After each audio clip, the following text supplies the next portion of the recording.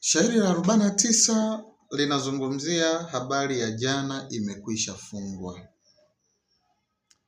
Jana imekwisha fungwa. Rafiki yangu, katika shairi hili mambo kadhaa yanayoibuka hapa ni kwamba maisha yetu yaliyopita hatuna uwezo wa kuyabadilisha. Ni historia ilishafungwa. Kitu pekee tunachoweza kukifanya ni kuhakikisha ya kwamba tunakaa na watu wenye akili kutathmini kwa maana ya kuboresha leo na kesho yetu.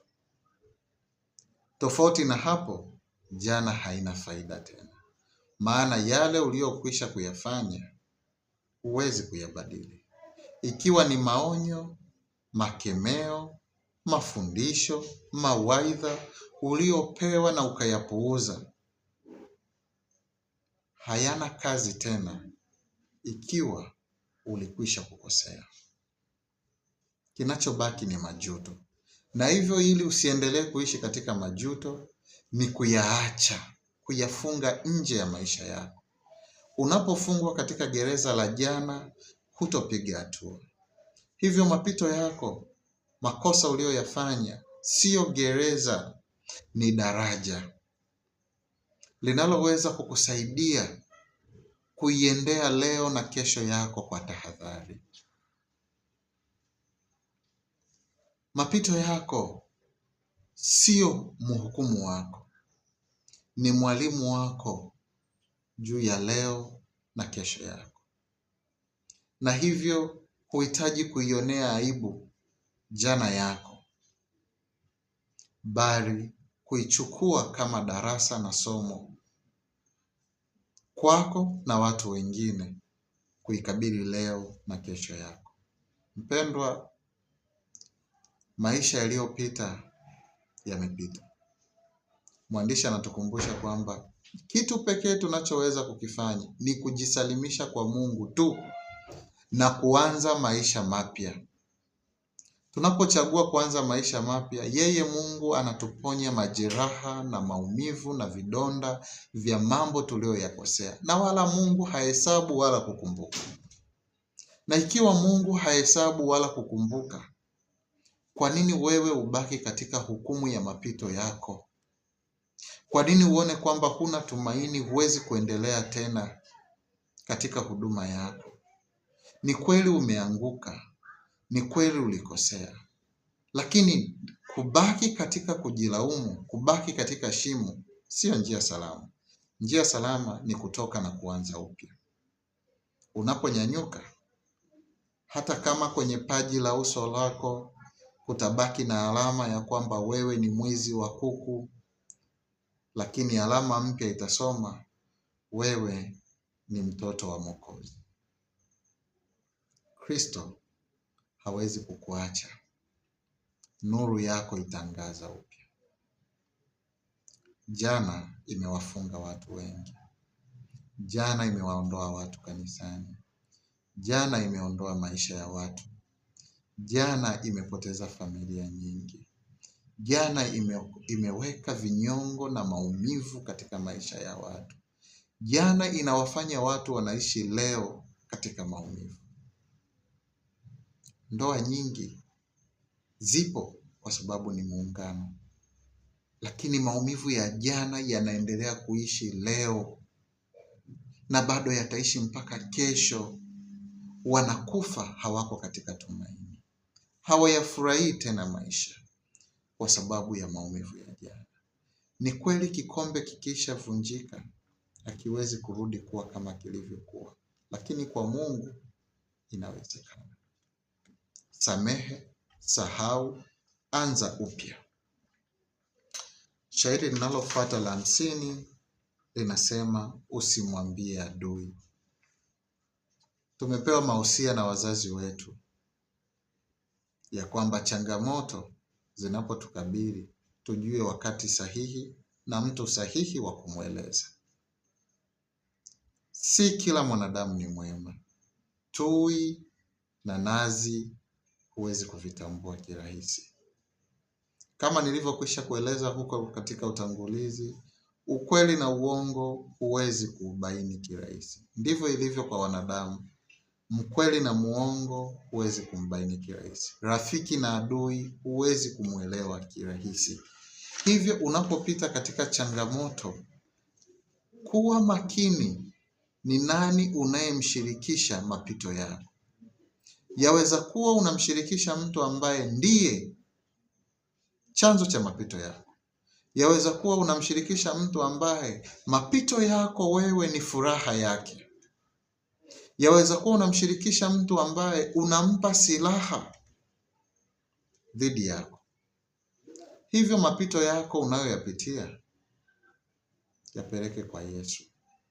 Mweleze Yesu. Zungumza naye. Rafiki yangu mmoja alikuwa anasema, ikiwa kwa hakika una jambo na unahisi ni lazima uliseme ili uweze kupona, kasimame kwenye kioo, alafu zungumza na unayemwona kwenye kioo. Huyo ni mtu salama zaidi kumweleza yale ambayo hupaswi kumweleza kila mtu. Si kila jambo lafaa kulieleza kwa kila mtu, na si kila mtu anafaa kuelezwa kila jambo. Kumbuka haya mambo niliyoyasema mawili.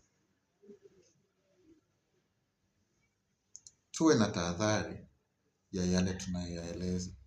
Yaweza kuwa tukazidi kujiangamiza sisi wenyewe kupitia matatizo tuliyonayo. Shairi la 51 anasema, tulia moyo wangu. Ni kweli upepo unavuma. Ni kweli bahari imechafuka.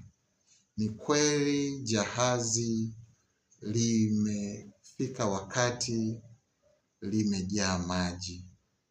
Ni kweli mawingu yametanda angani, na kwa hakika ni giza limetanda. Hakuna tumaini.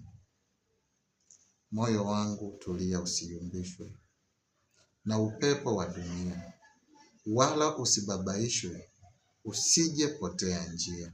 Moyo uneemeshwe hadi mwisho kufikia. Tulia moyo wangu, Mungu wako asinzie. Mapito yako yasikufanye ukamsahau Mungu.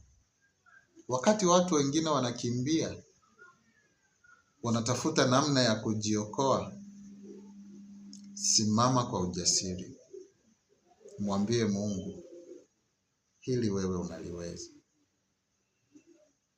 Umeliruhusu kwa sababu ili ujidhihirishe, utukufu wako uonekane kupitia mimi. Nisaidie nishinde katika hili jaribu. Unaweza kusema, mwalimu, unasema kwa namna rahisi sana. Mpendwa, katika mapito ya dunia hii, faraja ya kweli iko katika Mungu. Soma neno la Mungu, muombe Mungu, imba nyimbo za Kristo, sema na Mungu kama rafiki yako. Utapata faraja katika nyakati ngumu. Shairi la 52 anasema, ahadi yako ni deni. Wewe muungwana, unapoahidi hakikisha unatimiza. Uweledi wa mtu yoyote makini uko katika kutimiza ahadi zake. Huwezi ukawa mtu makini, huwezi ukawa mtu wa kuheshimiwa, huwezi ukawa mtu usiyelaumiwa ikiwa utaweza kutimiza ahadi zako. Watu watakupenda. Hautosikia maneno mabaya juu yako ikiwa ni mtu unayeishi katika ahadi zako. Kumbuka, usiwe mnafiki. Kile unachokisema kitimize. Shairi la 53 linasema, kitumbua kimeingia mchanga. Manyunyu yamesababisha kanga kudondoka, nawe ukaachia kitumbua chini.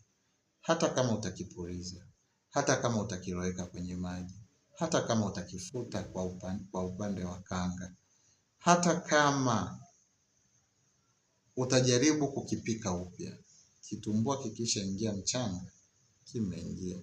Sijajua mwandishi alitumia taswira ya kitumbua kumaanisha nini. Lakini mimi kwangu kitumbua, ninaweza nikasema ni maisha yako, ni kazi yako, ni mke wako, ni kila jambo ulilokuwa nalo umelishika la thamani. Linapodondoka kwa namna yoyote likakuponyoka, wakati mwingine ni ngumu kukisafisha, wakati mwingine ni vigumu kukirudisha katika hali ya kawaida. Ni kweli unapambana lionekane kawaida, lakini linashindikana kuwa kawaida. Na hivyo kwa sababu linashindikana kuwa kawaida, usiling'ang'anie. Mng'ang'anie Kristo. Giza linapotanda, mng'ang'anie Kristo. Akupe nuru. Sali, omba kwa bidii. Hata ikibidi funga, Mungu pekee mtii. Hodi hodi kwake gonga. Kamwe yeye haturii, majeraha atakufunga. Hakika majeraha ya kuangusha kitu unachokipenda, kitu unachokitegemea ni makubwa, lakini kwa Kristo utapata faraja. Shairi la 54 linasema msamaha kwako dawa. Mwandishi amezungumzia swala la msamaha katika mashairi kadhaa. Anaposema msamaha, analenga kutukumbusha changamoto zipo, mapito yapo, kusemwa kupo, kusengenywa kupo, kutendewa mabaya kupo. Kwa kila namna utakayokutana nayo mbaya, kumbuka hili: msamaha sio kwa ajili ya aliyekukosea, bali ni tiba na ufunguo wa kukutoa katika gereza la hasira, chuki na maumivu. Samehe kwa ajili ya amani ya moyo wako. Na shairi la mwisho katika sehemu hii ya 55 ni shairi la 55 linalosema fahari. Kujivunia vile ulivyo, kujivunia uumbaji wa Mungu, kujivunia namna Mungu alivyokuumba. Ndugu yangu, wewe ni wa thamani. Hisia zako, akili yako, mawazo yako, Mungu ameyaumba kwa namna ya kipekee. Waungwana wanasema hakuna hata mmoja aliye mjinga. Hata yule anayedhani ni mwerevu ni mjinga kwa nafasi yake, na aliye mjinga ni mwerevu kwa nafasi yake. Mungu amekupa upekee. Usipoutambua upekee ambao Mungu ameuweka ndani yako, utasombwa na hekaheka za dunia hii. Upekee katika mwili, upekee katika akili. Muonekano wako Mungu ameuweka kwa namna ya pekee. Yaweza kuwa ukaona watu fulani wakasema wewe sio mzuri, lakini wapo watu wanaovutiwa na muonekano wako. Acha kubadilisha nywele zako, acha kubadilisha rangi yako. Jivunie namna ambavyo Mungu amekuumba. Ukilitambua hilo, rafiki yangu, chochote kitakacho kukabili hakitokuondoa katika misingi ya uumbaji wa Mungu aliyokuumba wewe. Chochote utakachokabiliwa nacho kitakachoitaka kuibadilisha asili yako, Mungu atasimama. Kumbuka kwa habari za kina Daniel, Meshach, walipotaka kubadilishiwa hata aina ya chakula, walijitambulisha wao ni wakina nani. Walijaribu kubadilisha yote, wakashindwa kumbadilisha Mungu wao. Nikwambie nini rafiki yangu? Jivunie vile Mungu alivyokuumba. Na kwa hakika ukiligundua hili, maisha yako yatakuwa rahisi sana. Kila mmoja wetu vile alivyo, Mungu amemuumba kwa kusudi maalum. Na hilo kusudi liishi. Mtu usitake kufanana na mtu. Kila mtu ana kusudi lake la uumbaji. Na ili kulitimiza hilo kusudi la kuumbwa kwake, Mungu amemtengeneza hivyo unavyomuona. Bwana akubariki sana. Tutakapoendelea na sehemu ya pili ya uchambuzi wa mashairi haya ya mausia na maonyo, sehemu hii ya kwanza ikakubariki.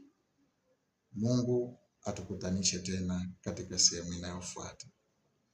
Asante sana. Mimi ni Mwalimu Davian James Buguna wa Chuo Kikuu cha Mzumbe, mhadhiri katika idara ya lugha na stadi za mawasiliano. Mungu akubariki sana. Tukutane katika sehemu inayofuata.